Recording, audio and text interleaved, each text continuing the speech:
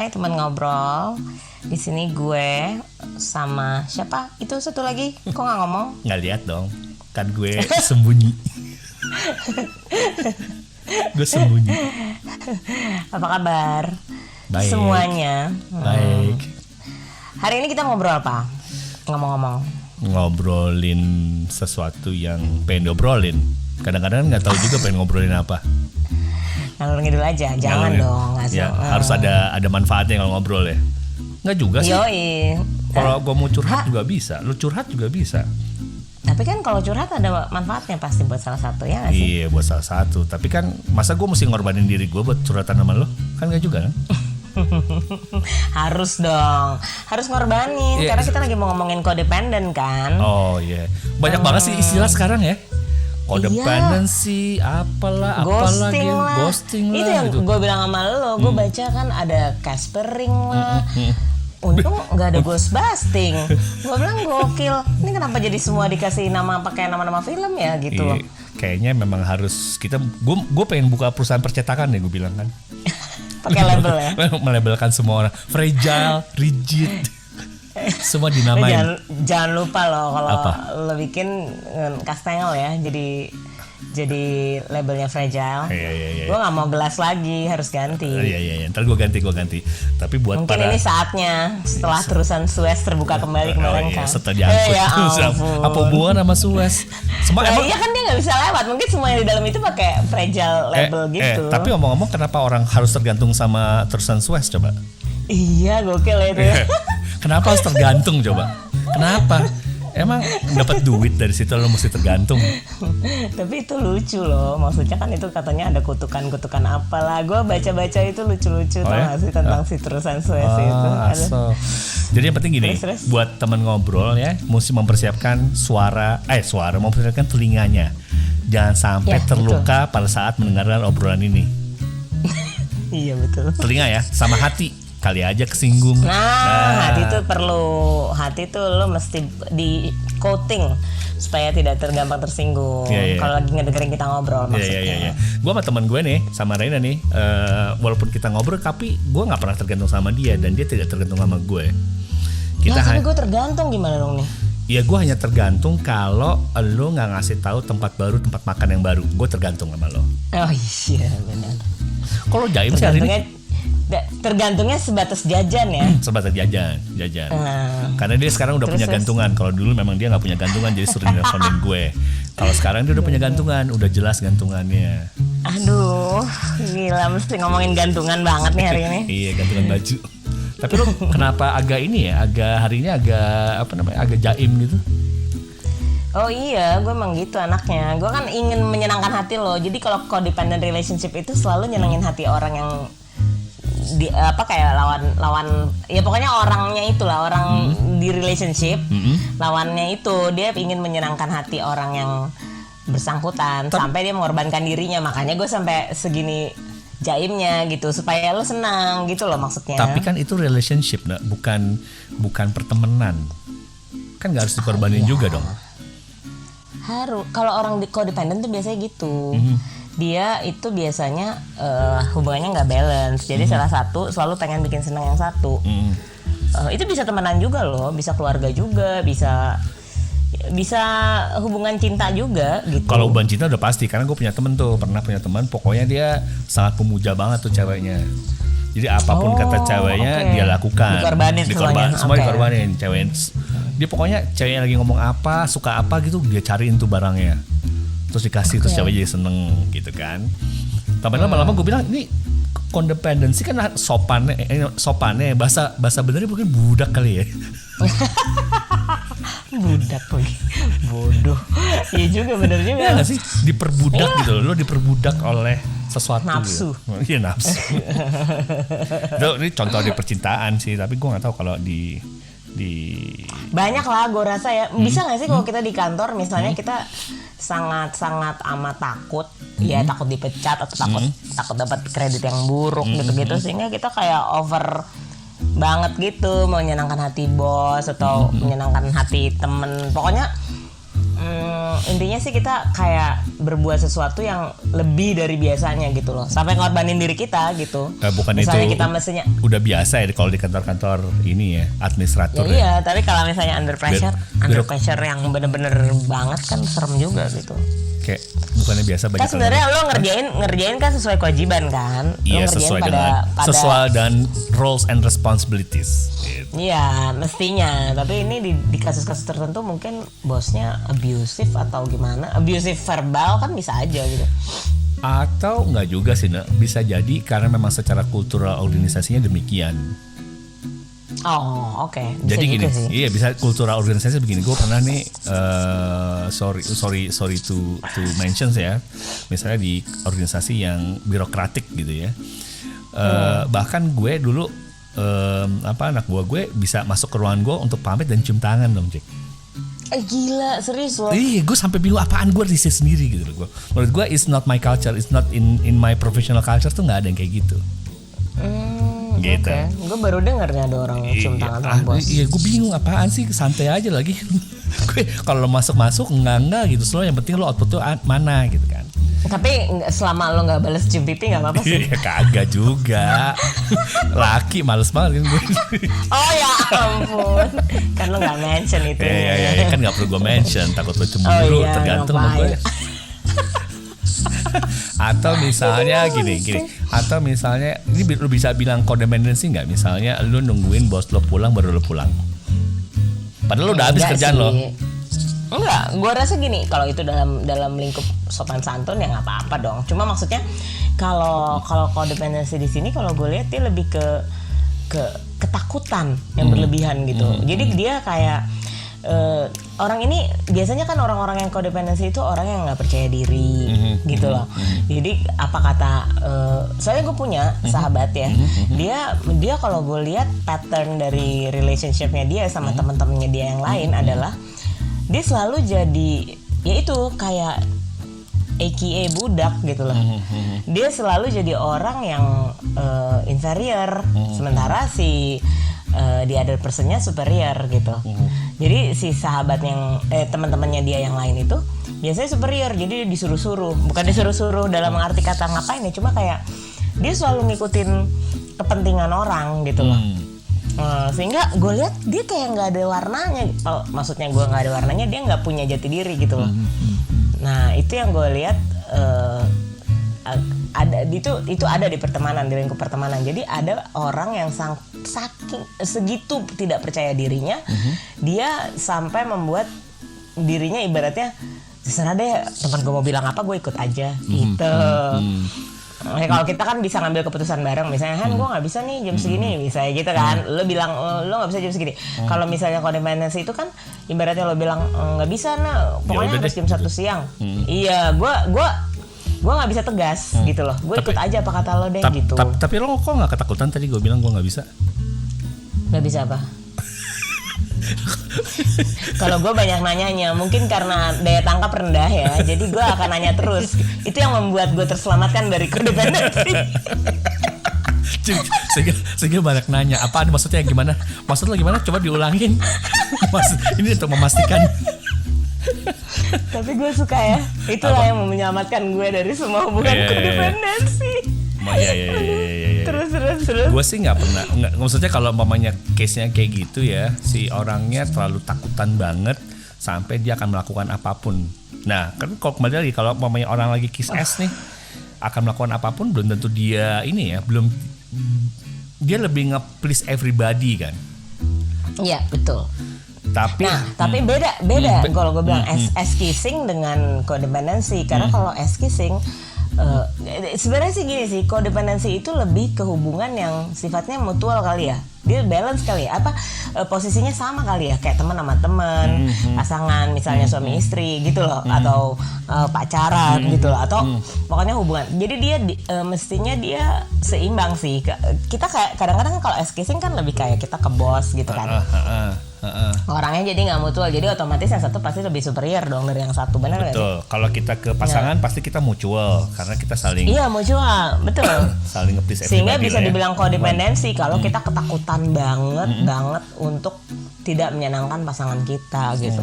Ini contohnya aja misalnya di abusive relationship, misalnya yang ada KDRT-nya juga gitu loh, ngerti nggak maksudnya?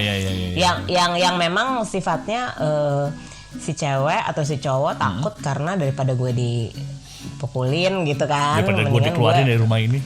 gue nurut aja sama lo deh. Kalau gue daripada nggak dikasih jajan kan, lo kok murah banget nggak dikasih jajan. Permen loli. Permen loli, coklat Superman lagi. Masih ada, kalau permen kan nggak ada juga.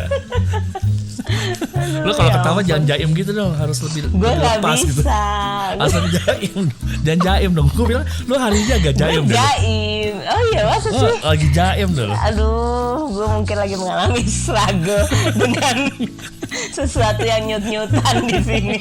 Oke. Terus. Oh, jadi kalau lo ketawa nyut gitu ya. Ya gitu deh efek seorang atlet kan. Terus asik. Udah ketawa mulu, kita lagi ngomongin codependency nih. Gue nggak bisa dependen sama lo, dan lo nggak bisa dependen sama gue, dan teman ngobrol nggak bisa ada kalau lo sama gue nggak saling codependent. Oh iya benar. Kita harus mutual, tapi kita nggak ada yang neken kan satu sama lain. Lo nggak pernah nyuruh gue untuk harus gini gitu. Gue juga doang. Neken schedule doang. Itu berat loh. Neken schedule tuh berat loh. Iya. Gue terus ya udah gitu. Jadi menurut gue sih codependency itu kenapa dia dibilangnya harus balance, karena dia kan lebih ke partner. Mestinya kita berjalan seiring, tapi kenyataannya di along the way kita bukan berjalan seiring, tapi salah satu menekan yang satu, dan yang satu kebetulan nggak pede, jadi ya udahlah ya gitu. Dia nggak bisa nolak, nggak bisa ini gitu. Tapi apa juga tuh ada juga misalnya dia ketakutan sama bosnya karena disuruh gitu ya. Akhirnya dia akhirnya melakukan aja walaupun itu, tapi karena dia bosnya lebih tahu daripada dia, ya dia ikutin aja. Orang dia dibayar, digaji gitu ya, ikutin aja gitu. Iya. Tapi apakah itu codependency? Enggak sih, gue rasa karena itu nggak mutual kan, karena itu bos sama anak buah, jadi posisinya satu lebih tinggi, jadi yang satu punya hak untuk yang satu gitu ibaratnya. Ini tuh kayak, dulu gue pernah ada di kantor gue yang lama itu dia sebut aja sebut saja Mawar. Loh, sebut saja Mawar. Oke. Jadi Mawar. si teman gue ini dia orangnya emang keras. Maksudnya sih ya pokoknya orangnya gitulah gitu. Nah, dia kebetulan sangat ditakuti. Jadi dia memang strength lah ya. Killer gitu. Nah, dia kebetulan dia punya kayak rekan sekerja yang sejajar sama dia posisinya. Itu sebenarnya mungkin mereka punya fungsi yang sama dan punya kewajiban yang sama, punya hak yang sama. Pokoknya mereka punya suara yang sama lah dalam satu organisasi ini gitu. Cuma nggak tahu kenapa anak yang satu lagi ini si temen yang satu lagi ini itu kayak takut banget. Nah kebetulan dia memang si cewek yang satu lagi, let's say dia B lah ya, si B ini dia orang yang nggak pedean. Sementara yang gue bilang killer ini orangnya over pede gitu. Jadi lu tau kan dia neken banget ke si B gitu loh. Akhirnya lama-lama padahal itu pekerjaannya sama, kewajibannya sama, apa-apanya sama, cuma ya gitu. Yang B ini kayak lebih ke aka budak gitu loh. Ketakutan melakukan segala sesuatu karena takut sama si A gitu. Bukan karena dia pengen melakukan itu. Jadi akhirnya nggak pakai hati lagi, udah dalam under pressure kan gitu loh.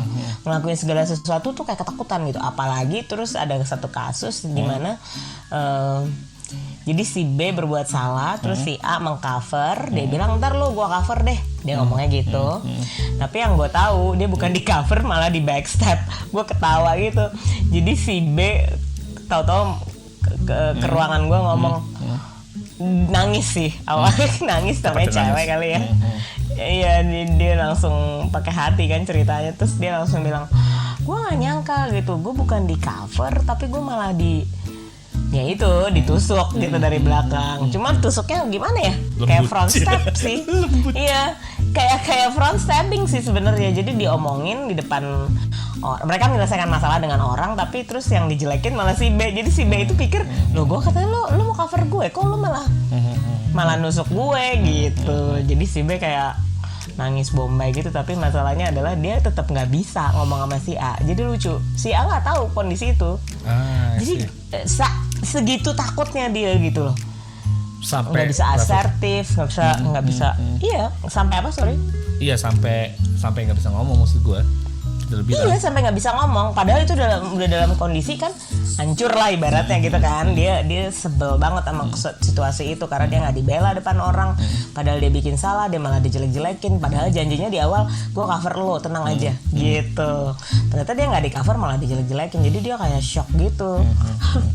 Nah, dia datang ke ruangan gue cerita bahwa itu kejadiannya begini, nangis. Tapi ternyata pas di depan pas di depan A dia kayak everything's fine, nggak apa-apa kok. Udah oke kok yang tadi lo lakuin gitu, kayak gitu. Jadi gue yang langsung oh I see, dia takut banget berarti sama nih orang, kok bilang gitu. Tapi mirip-mirip sama ass kissing ya, maksud gue ABS mirip banget kan? Mirip. Tapi bedanya ass kissing kan kondisinya kayak orangnya satu di bawah, satu di atas posisinya gitu kan. Kalau ini lebih equal. Kalau ini kan sama gitu. Oke, so kita bahas lagi ya setelah ini ya, setelah break dulu ya, Nak ya.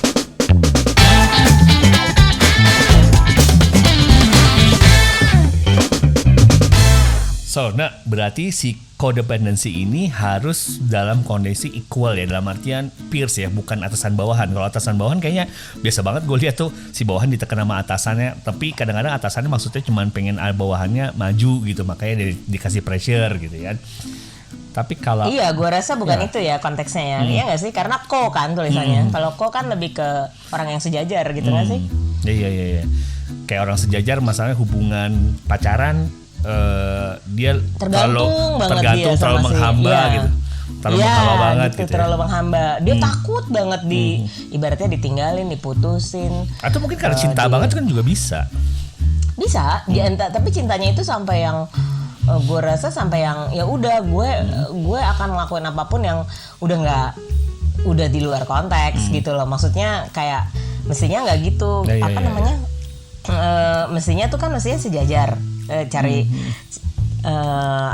cari keputusan sepadan. Atau apa gitu loh. Iya, sepadan, sejajar. Jadi kayak lebih ke anak kecil kali ya. Kalau anak kecil kan sama-sama anak kecil tapi sama-sama suka nge-abuse. Atau yang sering gue lihat di film-film ini ya, film-film Amerika ya.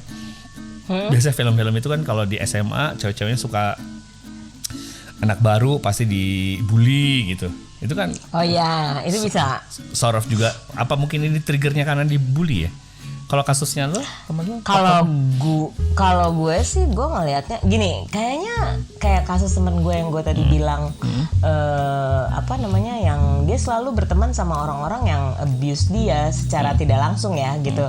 Jadi apa kata temennya, dia harus ikut gitu. Sebenarnya gue rasa itu posisinya dari orang yang jadi kayak kayaknya itu dari orangnya ini loh, dia tidak percaya diri sehingga dilihat sama temennya diambil kesempatannya gitu loh. Lo ngerti kan maksud gue karena dia lihat lo nggak bisa mutusin, ya udah gue aja yang mutusin. Tapi lama kelamaan keputusan itu jadi keputusan tidak dua arah gitu loh. Jadinya selalu dari misalnya dari lo terus yang mutusin karena lo lihat lo nggak bisa mutusin juga, gue aja lah gitu. Tapi lama-lama jadinya jadi ya sounds evil, right? Gitu loh. Iya, buat certain people jadi evil. Tapi gue pernah ngalamin sih, hampir mirip sih. Ini hampir mirip banget nih kayak ceritanya. Siapa lo yang? Iya, gue. Tapi gue dari konteksnya gue berpartneran sama temen gue gitu ya, se-equal walaupun dia lebih muda daripada gue. Cuman dalam perjalanannya gue terlibat dalam proses operasional kan. Ya somehow kalau gue punya sulit apa, gue cascade down ke dia dan dia kerjain gitu. Gue cascade down kerjain, dan buat dia merasa kayak dia mesti mensatisfaction gue, mesti memuaskan gue in terms of output yang dihasilkan. Nah, kemudian end up kepada satu masa di mana saking takutnya dia sampai nggak bisa ngomong sama gue. Dia hanya bisa akhirnya menulis gitu, dan membacakan di depan gue. Terus menurut gue, what's going on with you? Karena menurut gue ngasih tugas gue kan adalah maksudnya bisnis ini dibangun bareng agar kita bisa satisfaction the client gitu. Kalau lo belum bisa kasih sesuatu yang optimal, maka gue akan feedback ke lo gitu. Tapi buat dari perspektifnya dia ngerasa bahwa gue kayak gue kayak ngasih pressure terus ke dia sehingga dia memiliki sebuah ketakutan tidak bisa performing gitu. Iya kan? Nah, tapi dia tidak pernah bilang sama gue sama sekali sampai the moment di mana dia menuliskan surat dan dia membacakan di depan gue. Terus dan momen itu gimana? Momen itu ditempatkan bisnis kita ya. Abis itu gue akhirnya ya udah kalau memang menurut lo bisa ngelit ya please do, gue nggak akan terlibat, I don't mind gitu. Gue tidak kasih pressure apapun. Gitu. Tapi gue menarik. Itu benar tuh. Itu gue menarik tapi buat gue merasa tidak menekan gitu ya. Buat dia merasa dia ditekan. Karena dia tidak bisa mengemukakan apa yang dia rasa kayaknya. Iya, artinya kan isusnya adalah, tapi setelah gue gali-gali, gue ngobrol sama dia karena dia dulu dia dibesarkan dengan cara bahwa orang tuanya selalu menuntut dia performing, accelerate dan performing. Gitu. Ini juga kemarin gue ngobrol sama teman gue yang lain juga sama, karena orang tua zaman dulu mungkin tahun 50-an 60-an ya, orang tua di masa itu lebih menuntut anaknya untuk performing karena ya namanya juga baru pasca kemerdekaan mungkin aja kan. Pokoknya lo harus performing dan accelerate. Jadi kalau nggak accelerate dia nggak akan dikasih tepuk tangan. Bahkan temen gue yang kemarin gue ngobrol tuh dia ranking 2 turun ranking 4 sampai dia frustasi sendiri gitu loh. Gitu. Padahal di guenya tidak punya perasaan untuk ngasih pressure kayak gitu. Gue cuman ini klien butuhnya ini maka kita mesti serve gitu loh. Coba lo develop lagi gitu. Lebih ke situ. Iya tahu gue. Jadi sebenarnya nggak ada maksud apa-apa gitu loh. Iya, nggak ada maksud apa-apa, tidak ada maksud untuk ngebully dan seterusnya dia gitu. Kalau memang ada yang salah, misalnya kasih final approve ada yang salah, pasti gue komen dong. Masa nggak boleh, ngapain salahnya di mana gitu? Haruslah di komen justru. Karena kita bicara sama klien lebih orang keluar lagi gitu. Itu sih kalau dari pengalaman gue ya. Untuk dia bisa melihat dia itu sebagai codependency, tapi kalau gue nggak ngeliat itu. Iya, kebetulan perspektifnya jadi beda kan di ujungnya gitu ya. Tapi begitu dia ngebacain itu lo jadi tahu bahwa dia merasa tertekan sebenarnya. Iya, dia merasa tertekan. Kayak dia mesti memuaskan deliverable-nya ke gue terus-terusan. Padahal dia bukan anak gue. Dia lebih ke peer walaupun dia lebih muda. Oke. Iya nggak? Iya, itu benar tuh. Itu contoh juga sih gue bilang. Atau jangan-jangan teman lo tadi punya latar belakang tertentu, maka ini terjadi karena apa? Kalau dia bisa mengenali ini terjadi karena apa, maka dia bisa recovery atau bisa antisipatif gitu. Kalau gue ngelihatnya ini terjadi biasanya pada orang-orang yang rasa percaya dirinya kurang banget gitu loh. Nah ini gue nggak tahu apa dari pola asuh orang tua atau memang ada trauma masa lalu lah, misalnya dia terlalu dicuekin gitu di keluarga misalnya gitu, sehingga dia akhirnya ada keinginan untuk menyenangkan hati orang lain berlebihan. Menyenangkan gitu hati orang lain berlebihan. Iya, jadi cari perhatian sebenarnya gitu loh. Karena kan dia nggak pernah diperhatiin gitu, ibaratnya nggak pernah dapat perhatian sebenarnya dari kecil gitu misalnya gitu. Nggak tahu sih, kayaknya sih mungkin ada trauma-trauma masa lalu lah yang bikin orang-orang kayak gini inferior banget gitu loh di society ya gitu loh. Nah sehingga dia jadi kayak teman gue yang tadi gue bilang, dia selalu ketrap di hubungan yang dia nyenengin hati orang terus gitu. Gue sampai gue bilang sama dia, kenapa sih lu selalu ada di pola hubungan yang kayak gitu gitu loh. Padahal kan sebenarnya lo equal sama temen lo gitu loh. Dan ya kalau gue lihat karena dia nggak pede, dia nggak bisa mutusin apa-apa, lebih kurangnya bisa dibilang mure anaknya gitu. Ibaratnya apa-apa akhirnya diambil alih keputusannya sama temennya yang dilihat sebagai opportunity dong sama temennya gitu loh. ya udah kalau lo nggak bisa mutusin, gue aja mutusin gitu. Sehingga temennya mutusin terus jadinya diatur sama dia lebih dominan gitu loh. Ya kan mau nggak mau. Nah, sebenarnya kan temennya mungkin karena nggak si mau. temen gue nggak bisa ambil keputusan. Iya gitu. Kalau kata temennya mungkin mirip kayak gue nih, mirip banget. Iya bener. Jadi mirip kasusnya, cuma ini pertemanan kan gitu loh. Nah sementara si temen gue ini orangnya jadi lama-lama nggak bisa tegas. Gitu loh, nggak bisa bilang enggak gue nggak mau, nggak bisa gitu loh. Dia udah terjebak di hubungan yang seperti itu, dan polanya jadinya semua hubungannya dia sama teman-temannya kayak gitu semua. Jadi temenan sama si A kayak gitu, temenan sama si B kayak gitu, temenan sama si C kayak gitu. Baru di gue kita equal gitu. Takut mungkin kali karena kita lo sama-sama mure. sama-sama murah. Enggak, lebih tepatnya suka mure gitu. Jadi kalau mutusin apa-apa suka lama gitu. Okay. Cuma maksud gue gini, gue lebih senang karena gue pengen kalau temenan ya dua-duanya bisa ngambil keputusan. Tapi bukan berarti gue nggak mau mutusin gitu. Gue juga pengen punya keputusan gitu. Cuma gue nggak gitu suka nggak imbang gitu. Kalau nggak imbang biasanya gue mendingan gak usah temenan gitu loh. Salah. Karena nggak. Bukannya kalau lo nggak ngimbang harus lo ngimbangin. Iya, maksudnya kalau si orang itu nggak mau diimbangin gitu loh. Kan ada orang yang sangat dominan di relationship kan, walaupun itu cuma pertemanan loh gitu. Nah, gue kalau misalnya orangnya terlalu dominan, lama-lama malas juga gitu loh. Nah, sama teman gue ini lama-lama akhirnya dia berteman A, B, C, D itu, ya udah sekarang dia kayak loose semua. Dia udah nggak temenan dekat lagi sama semuanya. Dia cuma dekat sama lo.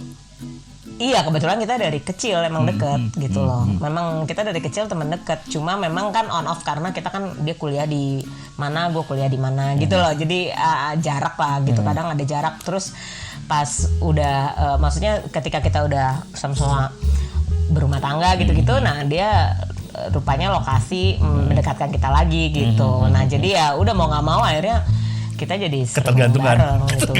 Iya. Karena lokasi deket, jadi ketergantungan tingkat tinggi. Karena ketergantungan tingkat tinggi, yoi. Tapi maksud gue intinya dia jadi sama gue, jadi dia tipe orang yang diem kan, selalu ngikutin apa kata temennya gitu. Tapi sama gue dia banyak ngatur jadinya gitu loh. Dia jadi keluar warnanya, ngerti kan maksud gue kan gitu. Nah yang tadinya dia nggak bisa mutusin, nggak bisa say no, dia bisa say no sama gue. Dia bisa bilang no? enggak, iya maksudnya bisa bilang enggak Ren, gue nggak mau gitu. Lagi terapi kali sama lo. Jadi rasa. Terapi. Jadi dia bisa bilang say no. Iya, jadi gue pikir-pikir jajan dia counseling sama gue ya, Bo. Iya, secara tanpa sadar maksud gue. Iya, tapi itu bagus. Jadinya dia akhirnya jadi orang yang ngerti kan? Maksudnya dia jadi dia gitu loh. Dia bilang gue udah gue nggak mau lagi ya ditentukan sama orang hidupnya gitu. Karena dia yang membiarkan orang-orang itu begitu ke dia kan gitu loh. Iya kan temannya nggak salah, yang salah dia tidak bisa terlepas dari ketidakmampuan untuk bilangnya. Iya, tidak bisa tegas kan pertamanya gitu. Ya sebenarnya sama teman-temannya kayak dibantuin, tapi terus akhirnya dibantunya terus gitu loh. Maksudnya gini loh, mestinya kan kita kalau temenan, gue ngerasa banget sama lo ya gitu, temenan nih gitu sama lo. Lo juga tipe orang yang bisa dominan soalnya gitu. Tapi gue tau banget lo akan selalu balik ke gue lagi, terserah lo lo maunya gimana gitu. Nah itu maksud gue kondisi dimana kita sebenarnya kan berbagi keputusannya gitu loh. Jadi bukannya ketika gue nggak bisa mutusin terus lo mutusin semuanya terus gitu, nggak berhenti. Akhirnya gue nggak dikasih suara kan, nggak gitu. Lo jadi itu ya apa namanya, bukan floating apa sih ini? Apa? Yang diem aja gitu. Diem aja gitu. Iya, tapi enggak kan, lo nggak pernah begitu sama gue gitu. Dan gue seneng gitu karena menurut gue jadi gue bisa nentuin enggak, gue maunya gini gitu. Walaupun kan nanti long the way kita mutusinnya bareng-bareng gitu loh. Nah, so oke. Ya, so ini ya memang kejadian ini pasti macam-macam, namanya juga lo berhubungan, selama lo masih berhubungan sama manusia pasti ada aja kan dengan berbagai macam latar belakangnya kan. Dan mungkin teman ngobrol mungkin kalian butuh teman ngobrol. Nah, kalau kalian butuh teman ngobrol, tinggal colek aja @temenngobrol.com.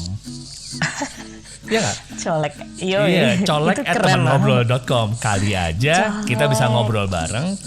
Mungkin kita tidak, sebenarnya kadang-kadang masalah itu tidak harus diselesaikan dan tidak harus diselesaikan atau dicarikan solusinya. Gak harus selalu ketemu solusinya. Iya. Kita hanya perlu mencolek @temengobrol.com. Nanti kita undang datang ke podcast kita. Ya, coy.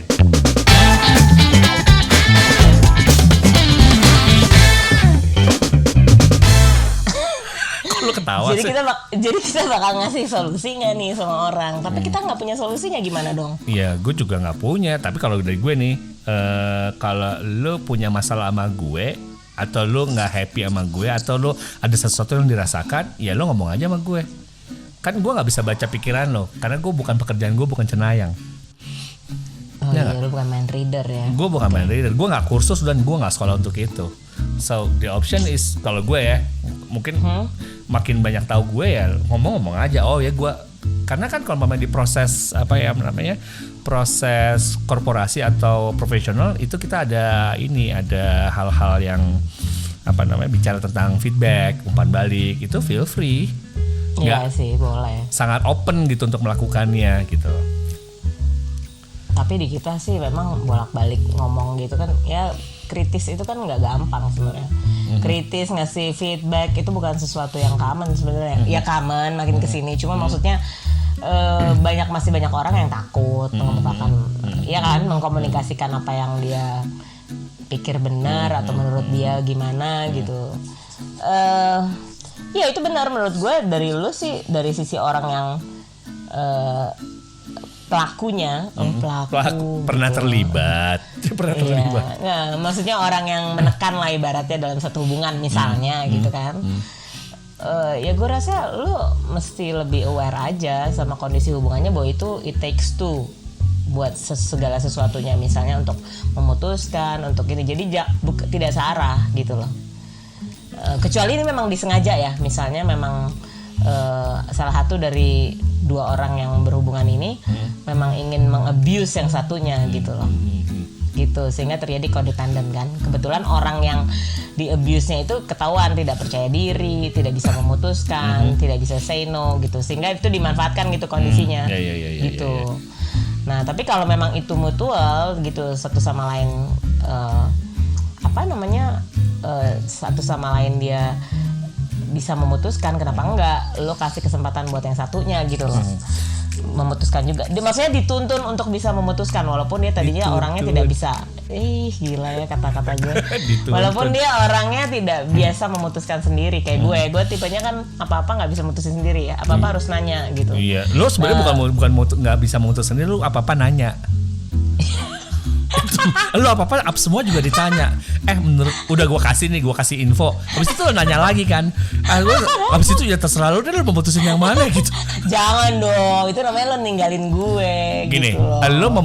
Gue memberikan keputusan, memberikan saran, keputusan untuk lo putusin ya. Habis itu membalikan lagi, lo ngebalikin ke gue untuk gue memberikan keputusan.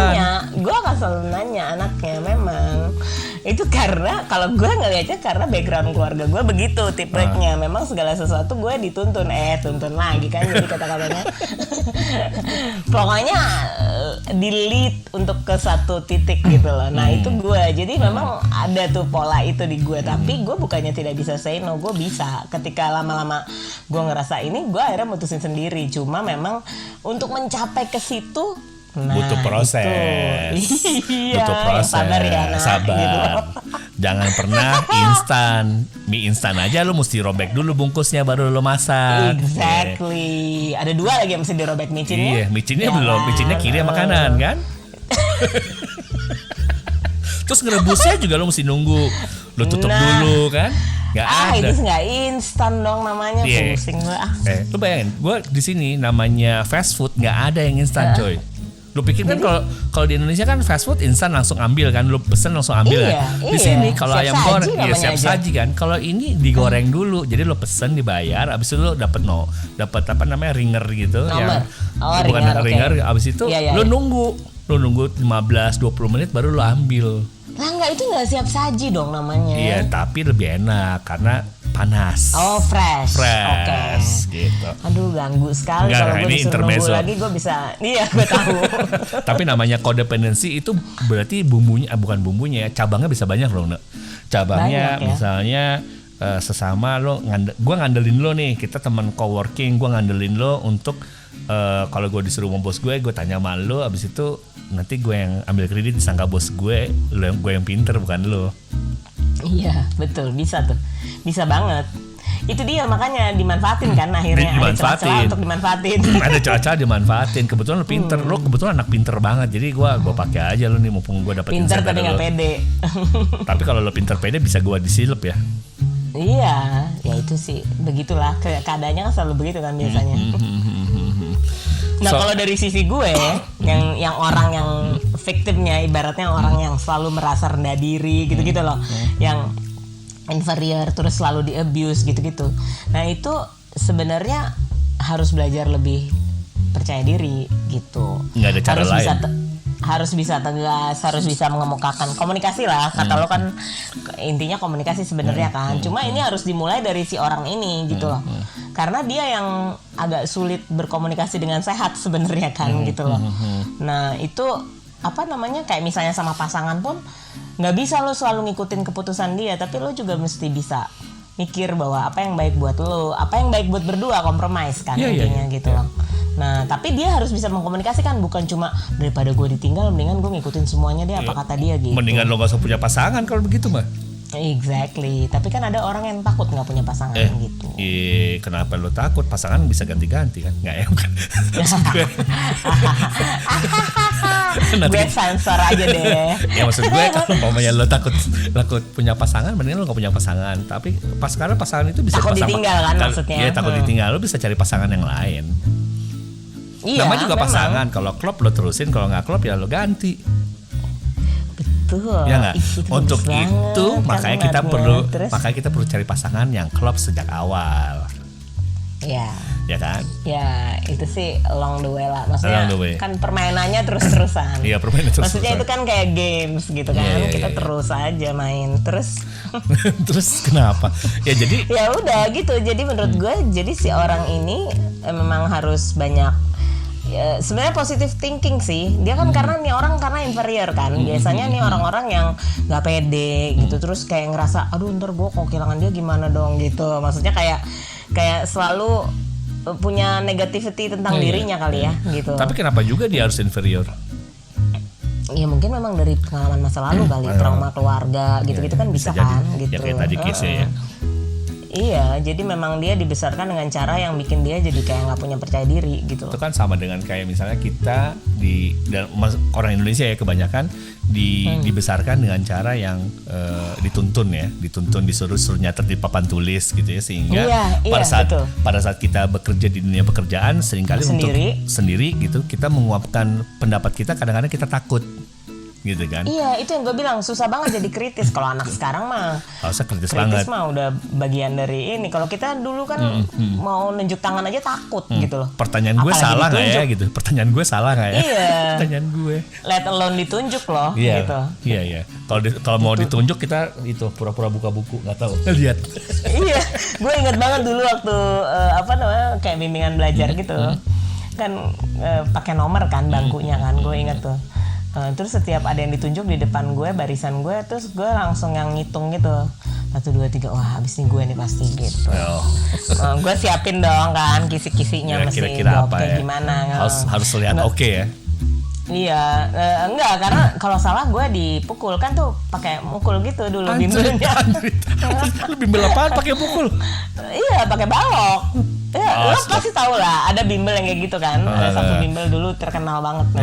Terus udah gitu ketika udah nyuapin udah nomornya udah fix kan gini-gini, nggak tahu dia loncat. Oke, loncat 4 bangku ke belakang. Gue tuh gitu. Gue tuh aduh gue bilang kau keren banget, nomor itu gue nggak siap gitu loh. Ya udah pakai balok lah kan gitu loh. Terus ngapain lo ikut bimbel? Apa keputusannya kan?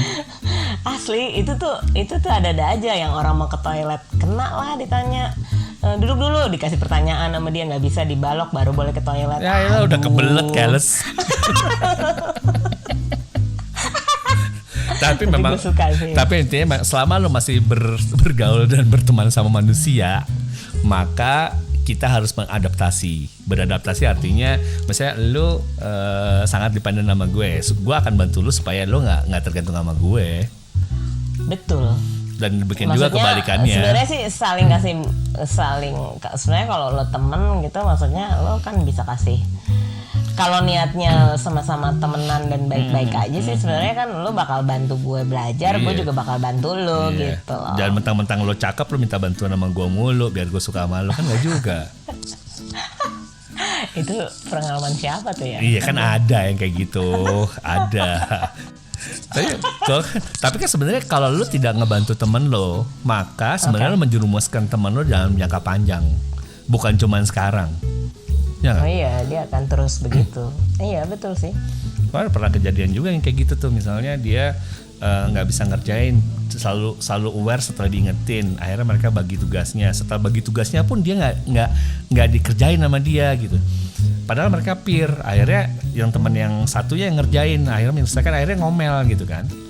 Terus gue bilang, gue kasih input, kalau lo nggak bantuin dia, ya bantuin dalam artian ngebangun kemampuannya dia, maka nggak ngasih tahu dia, nggak ngobrol sama dia, maka sebenarnya lo ngejatuhin temen lo secara jangka panjang, menengah dan panjang, karena akhirnya temen lo nanti nggak bisa ngapa-ngapain. Oke, iya gitu. Betul sih. Ya kan, tetap harus ngomong nggak kan. Nggak dibantu jadinya. Iya, gitu. Ya, tapi kenapa? Oke. Tapi maksud gue intinya ya gitu, sama kita sama manusia memang kita harus adjust terus. Adjust terus. Gue aja setelah sekian puluh tahun nama lo semesta sempurnama, ya gue adjust lagi. Berapa ribu purnama? Oh iya, suara lo aja gue adjust kan biar tetap. Jangan dong, suara gue tuh biar tetap merdu kayak biasanya aja. Kurang ketawa lo hari ini, lagi sampai gara-gara itu ya, lagi luka-luka ya, luka-luka fisik. Emang lo abis di mana digebukin lo? Mengalami codependent relationship sama sepeda. Jadi artinya buat teman-teman yang pengen ngobrol, dan karena di sini nggak ada solusi. Kadang-kadang memang kuncinya cuma teman ngobrol. Ada teman ngobrol gitu ya. Diobrolin aja. Cuma diobrolin aja. Bener. Ya, kalau nggak ngobrol, lo nggak keluar apa yang ada di kepala lo dan di hati lo. Iya, dan itu di-share sama kita aja mendingan daripada lo disimpan kan. Iya, colek kita di colek@temanngobrol.com. Jangan lupa. Keren. Jadi kita gimana nih? Masih mau ngobrol apa masih? Udah lah, gue gak tergantung sama lo. Udah saatnya gue mandi. Oh, jadi lo gak mau tergantung sama gue. Padahal gue siap banget loh. Lo siap mana ke rumah sakit? Siap digantungin maksudnya. Kalau salah ya kalimatnya. Kayaknya topik-topik besoknya mesti ada topik ini deh. Hubungan tanpa ikatan. Ngegantung hubungan. Lanjutan. Pak, kalau gue sih gak ngapa-ngapain ya. Itu harus begitu. Karena kalau lo gak ngapa-ngapain, lo gak punya tanggung jawab untuk salah lo merasa digantung. Kan gak ngapa-ngapain. Enggak, itu tuh topik berikutnya. Karena gue udah gak sabar meng-abuse temen gue yang satu ini untuk hal itu. Dah, kita sampai ketemu lagi. Terima kasih teman-teman teman ngobrol. Sampai ketemu di sini. Teman ngobrol. Ya. Ciao. Bye.